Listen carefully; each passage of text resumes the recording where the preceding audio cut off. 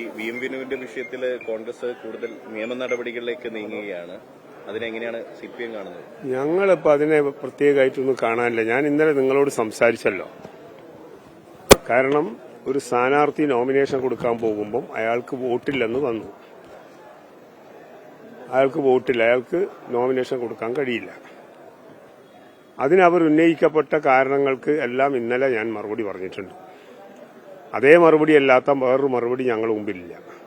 അയാളൊരു കലാകാരൻ, അയാളെ വെറുതെ ഇതിനകത്ത് തേച്ച് വലിച്ചിട്ട് എങ്ങനെ വിവാദമാക്കണമെന്ന് ആഗ്രഹിക്കുന്ന ഒരാളുമല്ല ഞാനും എന്റെ പാർട്ടിയും. കാരണം അയാൾക്ക് വോട്ടില്ലായിരുന്നു. ഞാൻ ഇന്നലെ പറഞ്ഞു 2020 അദ്ദേഹം വോട്ട് ചെയ്തിട്ടില്ല. ചെയ്തു എന്ന വാദം കോൺഗ്രസിന്റെ DCC പ്രസിഡന്റും മറ്റുള്ളവരൊക്കെ പറയുന്നത് നിങ്ങൾ സംക്ഷേപണം ചെയ്തു. വസ്തുതാപരമായി അതല്ല. കലക്ടർ വോട്ട് കൊടുക്കുമെന്ന് പറഞ്ഞിട്ടുണ്ടെന്ന് പറഞ്ഞ് ഞങ്ങൾ പ്രതിനിധി സംഘം കലക്ടർ അടുത്ത് പോയി 2020 വോട്ടർ പട്ടിക പ്രസന്റ് ചെയ്ത് കൊടുത്തു. കലക്ടർക്ക് അത് ബോധ്യപ്പെട്ടു. അത് കൊടുക്കാൻ പറ്റില്ല. അല്ലെങ്കിൽ അയാളെ വോട്ട് തള്ളാൻ ആരെങ്കിലും പരാതി കൊടുത്ത എന്തെങ്കിലും വിഷയമോ എന്തെങ്കിലും ഫയലോ കാര്യങ്ങളോ വേണം. നിയമ നടപടിക്ക് അയാൾക്ക് പോകാൻ എന്തിനാണ് എങ്ങനെയാണ് നിയമ നടപടിക്ക് പോകാമെന്ന് എനിക്കറിയില്ല. നടപടിക്ക് പോയാൽ പോയിക്കോട്ടെ എന്നല്ലാതെ CPMന് അതിന്റെ പിറകെ പോകേണ്ട കാര്യമില്ല. ഒരു പൌരനുള്ള അവകാശം എന്നുള്ള രീതിയിൽ അയാൾക്ക് ഏത് രീതിയിൽ എവിടെയും വേണമെങ്കിൽ പോകാം. പക്ഷെ ഒരു പൌരന് ഇവിടെ അവകാശം നിഷേധിച്ചിട്ടില്ല. കാരണം അദ്ദേഹത്തിന്റെ വോട്ട് വോട്ടർ പട്ടികയിൽ വന്നിട്ടില്ല. വോട്ടർ പട്ടികയിൽ വോട്ട് വന്നിട്ടില്ലെങ്കിൽ വോട്ട് വരുത്താൻ വേണ്ടിയിട്ടുള്ള അവസരങ്ങൾ ധാരാളമുണ്ടായിരുന്നു. കാരണം ഈ തെരഞ്ഞെടുപ്പ് കമ്മീഷൻ 2025 തെരഞ്ഞെടുപ്പിന് വേണ്ടി 3 തവണ വോട്ട് ചേർത്താൻ വേണ്ടിയിട്ടുള്ള അവസരം നൽകിയിരുന്നു. ആ സന്ദർഭങ്ങളിലൊന്നും വോട്ടർ പട്ടിക പരിശോധിക്കാൻ ബാധ്യതപ്പെട്ട കോൺഗ്രസ് പാർട്ടിയുടെ പ്രവർത്തകരും അതൊന്നും നോക്കാതെ, ഇയാൾ വോട്ടുണ്ടോ എന്ന് പോലും നോക്കാതെ അയാളെ സ്ഥാനാർത്ഥി ആക്കിക്കൊണ്ട് ഇറക്കിയത് അയാളെ അപമാനിക്കുന്നതിന് തുല്യമായി. സത്യത്തിൽ വിനുവിനെ അപമാനിക്കുകയാണ് കോൺഗ്രസ് ചെയ്തത്. യാതൊരു സംശയമില്ല. വിനു സമൂഹത്തിൽ നമ്മളെല്ലാം ഇഷ്ടപ്പെടുന്ന ഒരു നല്ല സംവിധായകനും അങ്ങനെയുള്ള ആളല്ലേ. പക്ഷെ അയാൾ അപമാനിച്ചതല്ലേ സത്യത്തിൽ കോൺഗ്രസ്. അതാണ് ആ കാര്യത്തെ സംബന്ധിച്ചുള്ളത്. ഞങ്ങൾക്കിപ്പോൾ ആ കാര്യത്തിൽ പ്രത്യേകമായിട്ട് CPMന് പോകേണ്ട കാര്യമൊന്നുമില്ല. പക്ഷെ അനധികൃതമായി അയാൾക്ക് വോട്ട് കൊടുക്കാൻ ഉദ്യോഗസ്ഥന്മാരോ ആരെങ്കിലും തയ്യാറായിരുന്നെങ്കിൽ ഞങ്ങൾ അതിനെ പ്രതിരോധിക്കുമായിരുന്നു. അതിശക്തമായ സമരം ഞങ്ങൾ നടത്തുമായിരുന്നു. അതിന് ആവശ്യമുണ്ടായില്ല. കാരണം അങ്ങനെ കൊടുക്കാൻ ഒരു ഉദ്യോഗസ്ഥനും സാധിക്കില്ലത്.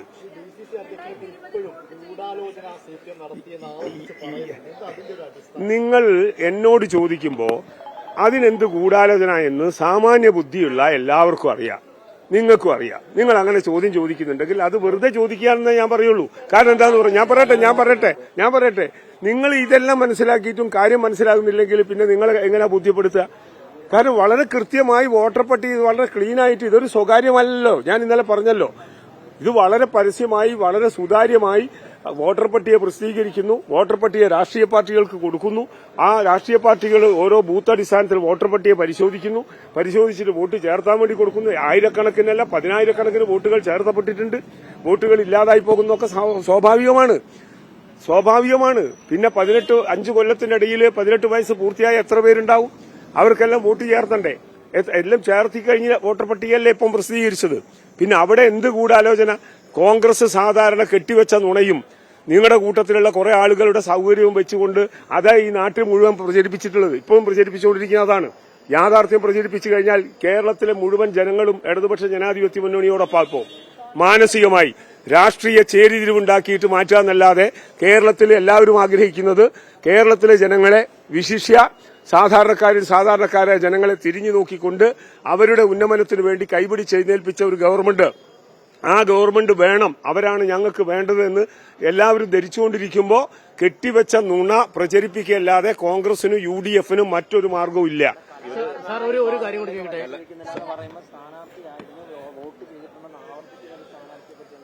എന്താ കാര്യം എന്ന് പറഞ്ഞാൽ, ആവർത്തിക്കാന്ന് പറഞ്ഞാൽ നിങ്ങൾക്ക് ഇത് മനസ്സിലായിട്ടില്ലേ? അല്ലെങ്കിൽ നിങ്ങൾ ഉറക്കം നടിക്കുകയാണോ?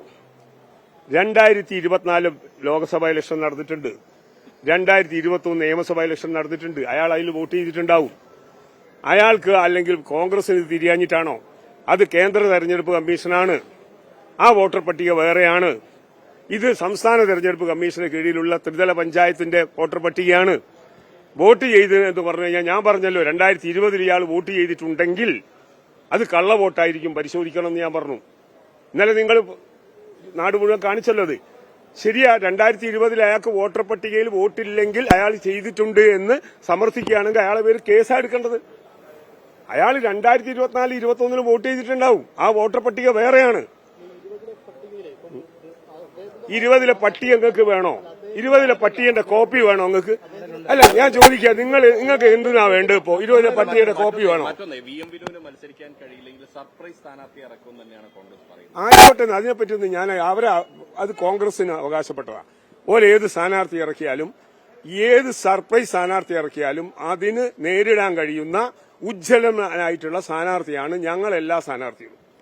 ഞങ്ങളെ എല്ലാ സ്ഥാനാർത്ഥികൾക്കും നാട്ടിലെ ജനങ്ങളുടെ മുമ്പാകെ വളരെ വസ്തുതാപരമായി കാര്യങ്ങളെല്ലാം പറയാനും ഈ രാഷ്ട്രീയം പറയാനും കെൽപ്പും കഴിവുള്ളവരെയാണ് ഞങ്ങൾ നിർത്തിയത്. അവരെല്ലാം വിജയിക്കുമെന്ന് ഞങ്ങൾക്ക് നല്ല വിശ്വാസമുണ്ട്.